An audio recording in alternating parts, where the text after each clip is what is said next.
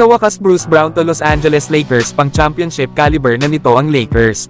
Grabe ang freshman na si Cooper Flagg nakagawa nga ito ng scoring record matapos nilang talunin kanina ang Notre Dame sa score na 86-78. Kanina kasi ay nakagawa ito ng 42.6 rebounds 7 assists na may 11 out of 14 sa field goal.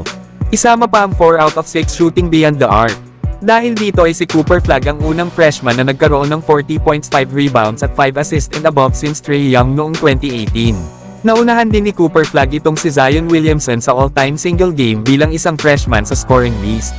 Nasa 35 points lang kasi ang nagawa noon ni Zion Williamson noong 2019 laban sa Syracuse. Hindi lang yan mga idol dahil si Cooper Flagg lang din ang unang player sa Duke na nakaabot ng 40-point mark sa isang laro lang since JJ Redick. Naginawa pa nga ito ng nasabing coach ng Los Angeles Lakers ay noong taong 2006 palaban sa Virginia. Kaya panigurado mga idol na pinaghahandaan na ng mga kupunan sa NBA itong si Cooper Flagg. Katulad na lang ng mga kupunan sa East na Charlotte Hornets, Toronto Raptors at Washington Wizards. Para naman sa West ay andyan naman ang mga kupunan ng Portland Trail Blazers, Utah Jazz at New Orleans Pelicans. Possible na nga nasadyay ng mga ito na magpatalo para lumaki ang chance nila na makuha si Cooper Flagg. Lalo at ito ang projected na magiging number 1 overall pick sa darating na 2025 NBA Draft. Sino ba naman ang hindi nanaisin na makuha ang isang Cooper Flagg? Isang 6'9" na kayang maglaro sa guard positions at forward positions. May shooting mahusay pumasa at malakas din kumuha ng mga rebounds. Higit pa dyan ay malakas pa sa depensa itong si Cooper Flagg lalo at isa pa itong sharpshooter. Kaya nga nito ang magdala ng bola at gumawa ng sarili niyang tira. Mabilis nga rin itong gumalaw at napaka-athletic pang player. Kaya walang duda na magiging isang superstar ito sa NBA sa paglipas ng ilang mga taon. Lalo at kayang-kaya nga nito ang sumabay sa mga NBA players katulad ng ipinakita nito sa naging practice game ng Team USA last year. Pero kayo mga idol, ano ang masasabi nyo dito kay Cooper Flagg? Saan ba itong kupunan sa NBA magandang mapunta? Samantalang Los Angeles Lakers maaari namang makuha ang one-time NBA champion na isang combo guard mula sa Toronto Raptors. At ito nga ay ang veteranong si Bruce Brown na matagal nang may interest ang Lakers na makuha ito.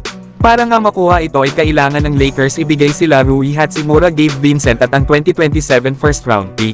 Kaya kapag nakuha nga ng Lakers itong si Bruce Brown, ay lalong lalakas ang kanilang backcourt lalo at isang athletic at versatile na player itong si Bruce Brown.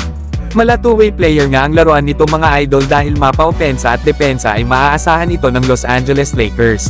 Physical kasi ang style ng laro nitong si Bruce Brown at kayang-kaya nito bantayan ng mga elite na guard sa ngayon sa NBA. Kaya pa ni Bruce Brown makapag-create ng sarili niyang tira. May size nga itong 6'4" at may 6'9" na wingspan. Na kahit nag-struggle itong si Brown sa last 8 months dahil sa kanyang injuries, na hindi nga ito nakakapaglaro ng consistent. Pero walang duda na malaking upgrade para sa Lakers ang makuha si Bruce Brown sa kanilang guard position. Kahit andyan pa si Max Christie na maganda ang ipinapakitang performance. Si Brown kasi mga idol ay kaya niyang tulungan ang Lakers na makarating sa kampyonato ngayong season.